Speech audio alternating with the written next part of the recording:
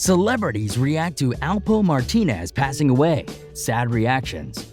This notorious drug lord, ALPO Martinez, shot and killed on the streets of Harlem. He was a larger-than-life figure who seemed to defy death. ALPO Martinez is one of the most infamous figures in modern-day culture. His story was one of tragedy and betrayal, and now that his life has come to an end, many celebrities have flocked to social media to share their reactions to the former kingpin-turned-informant passing away. Thanks for joining us on Line Report. Before we jump into this video, be sure to comment keyword ALPO for a chance of winning our giveaway, and subscribe for more videos. The news of ALPO's death came as quite a shock when it came down a few days ago, but now the details of his slaying are becoming more clear as police continue their investigation. For those of you who are unfamiliar with the nickname ALPO, you may know him better from the movie Paid in Full as Rico. The role was played by Cameron and portrayed a young ALPO navigating his way through the cocaine battles in New York City during the 1980s. The former drug lord has since been immortalized in hip-hop thanks to the work of the likes of Jay-Z and 50 Cent. Now, details of Alberto ALPO Martinez's frantic final moments are coming into focus as the investigation continues into the drug kingpin's drive-by shooting death. According to police, the drug lord was killed in a drive-by shooting as he sat in his 2017 Dodge Ram at 147th Street and Frederick Douglass Boulevard around 3:30 a.m., cops said. He was shot 5 times. The first thing that stands out is the fact that he was back in Harlem, the place where all of his troubles first began.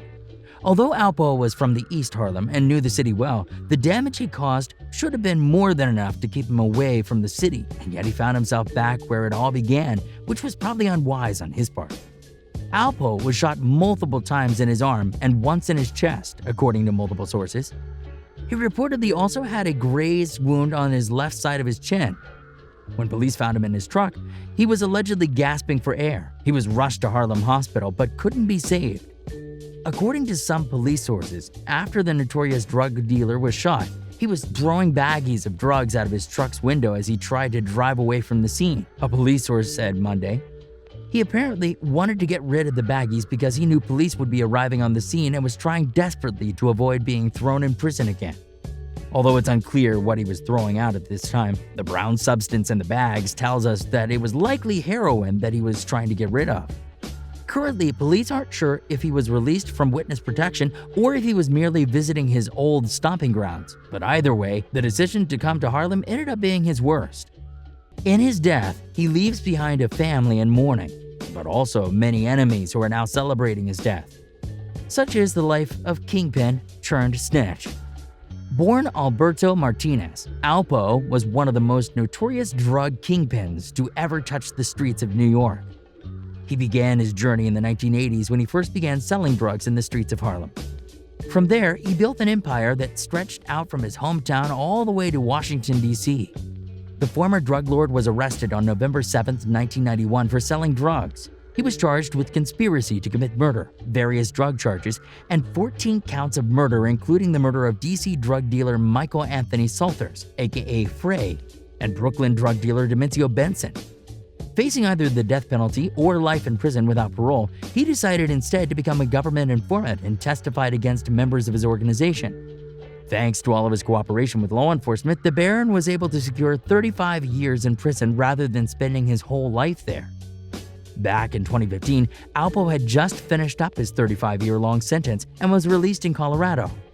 From there, he was able to enter into the Federal Witness Protection Program and began a new life far from the life that had made him a hip-hop legend as a notorious drug kingpin. Martinez apparently was assigned the name Abraham Rodriguez and provided a place to live in Lewiston, Maine. He wound up in the first-floor apartment of an old building on College Street in Lewiston and stayed there until just a few weeks ago. When somebody gunned him down in Harlem earlier on Halloween, Martinez was behind the wheel of the maroon 2017 Ram he had bought for a construction business he started out of his Lewiston home. Neighbors who knew him as Rodriguez had no idea the big, friendly guy next door had once lived at the apex of a drug empire that stretched from New York City to the nation's capital. The notion was called surreal by 3 different neighbors, but once they saw his truck in the papers, they knew it to be true. One neighbor said that despite being a normal and good neighbor for the last 6 years, he started acting differently in the last couple of months. It all came to a head when he came by his apartment with a U-Haul truck, loaded it up, and left the neighborhood, never to be seen again. Alpo lived a life in the fast lane, and despite 35 long years of waiting, it appears he had no intention of slowing down. Although it's unclear exactly what the former kingpin had in mind, when he returned to Harlem, it appears the city was lying in wait for the day of his return. And now things have come full circle, as the man who once ran Harlem, for better or for worse, will now be buried in its soil. Thanks for watching Lime Report. Don't forget to comment keyword Alpo for a chance of winning our giveaway, and subscribe for more videos.